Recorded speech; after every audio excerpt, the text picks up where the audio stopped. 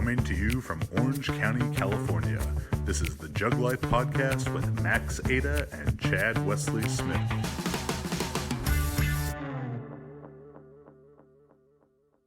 I tend to almost always, less is more. I mean, I've trimmed where I was working with the boys 3 days a week, and I know that they're doing 2 other sessions outside of me every day, whether I tell them to or not. When you say two other sessions, like 2 other jiu-jitsu sessions or running or? Yeah, something. It's always something, right? I mean, a lot of guys, especially those real high-level competitors, they're type A personalities. They want to push, they want to grind, they want to work hard. And we all see those memes, no days off, all this kind of stuff. It's all over the place. But a lot of times until you experience it, we're not superheroes, right? We can do a lot of things to make us superhero-ish, right? But it catches all of us, right? And I think if we can somehow just let them know that less is more and just give them a healthy dose and play the long game, you and I both know in 5 years we can do an incredible amount of work.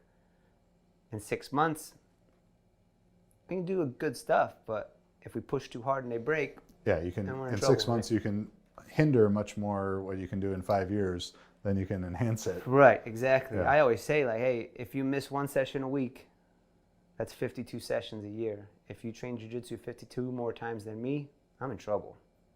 So you can blow past people in 5 years if you're just steady and consistent and patient.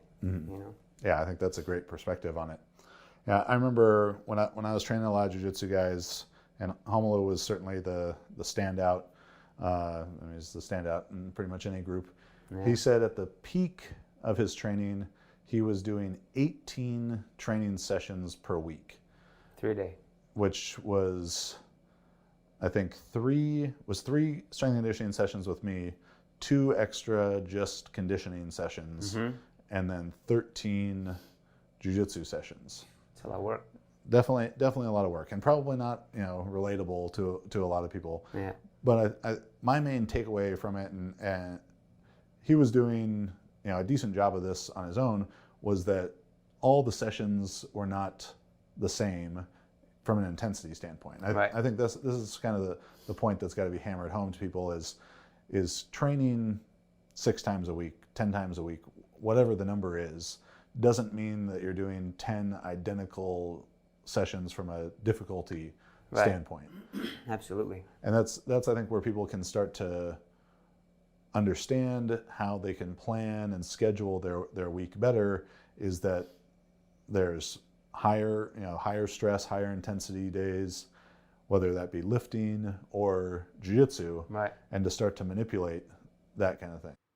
This is a clip from episode number 143, Scheduling Jiu-Jitsu and Strength Training with Corey Beasley of Fight Camp Conditioning. Corey and I talk about how to classify your stressors, whether that's physical training in the gym or sprinting, med ball throws, jumps, all that good stuff, or your jiu-jitsu into high, medium, and low days. So it could be live training, specific training, drilling, and how to organize those together so you can maximize your training while still recovering and having recovery built into the program. So make sure you check out the full episode of the Jug Life, episode number 143, Scheduling Jiu-Jitsu and Strength Training with Corey Beasley, as well as subscribing to the Jug Life on iTunes, YouTube, Spotify, Stitcher, Google Podcasts, iHeartRadio, or find it right at jtsstrength.com.